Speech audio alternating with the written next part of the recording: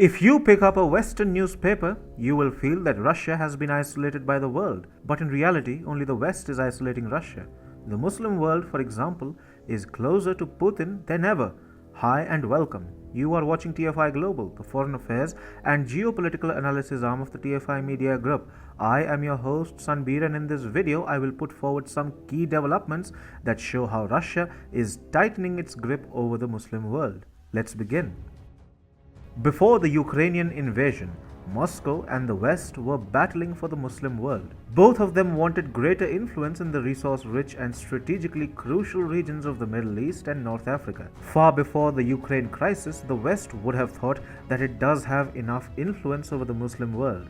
But some key developments show that it is Russia who is winning favor within the Muslim world. When the West is fighting with Russia at a diplomatic level, it would have naturally expected some support from the Arabs.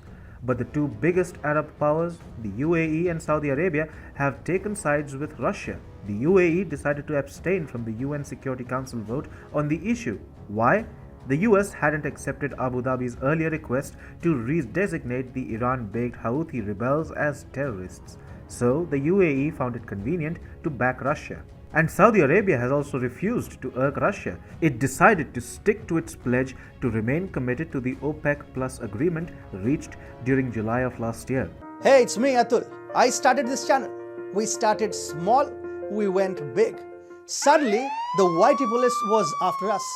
We dodged and ducked, but the algos got us really bad. So we designed our own app. It's free. We never ask for money, we never will. But the droid called us too sensitive and blocked us. We still have an Apple app.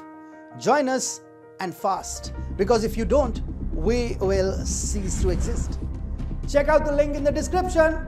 Riyadh has therefore shot down Western requests to shore up oil production amidst escalating crude oil prices due to the Russia-Ukraine war. Meanwhile, Indonesia, the country with the largest Muslim population too, isn't ready to marginalize Russia. Indonesian scholars are making an interesting proposal. They want Jakarta to play a mediator between Russia and Ukraine. Indonesia holds the G20 presidency in 2022 and therefore it enjoys a lot of diplomatic capital. Indonesia maintains that it has a neutral policy that prioritizes diplomacy and dialogue over conflict and sanctions. Any country that wishes to give diplomacy a chance is snubbing the West and giving Russia the much needed leverage in face of extraordinary sanctions being imposed by Western powers. Now, this should come as a major surprise for the West. Pakistan holds the major non-NATO ally status in US diplomacy. For several decades, Pakistan used to be seen as an American ally in South Asia. The US is indeed getting closer to India at Pakistan's expense. Still, the Western world would have expected formal support from Islamabad during Russia's Ukraine invasion. But Pakistan's Prime Minister Imran Khan visited Russia in the shadow of the Russia-Ukraine war. He has even struck a deal with Moscow for importing natural gas from Russia. Khan has signed a trade deal with Russia while the West rolls out tough sanctions against Moscow. European diplomats have asked Khan to criticize Russia and support a United Nations General Assembly resolution condemning the invasion of Ukraine. However, Pakistan has decided not to support the West. For Western powers, this effectively translates into Islamabad's backing of Russia.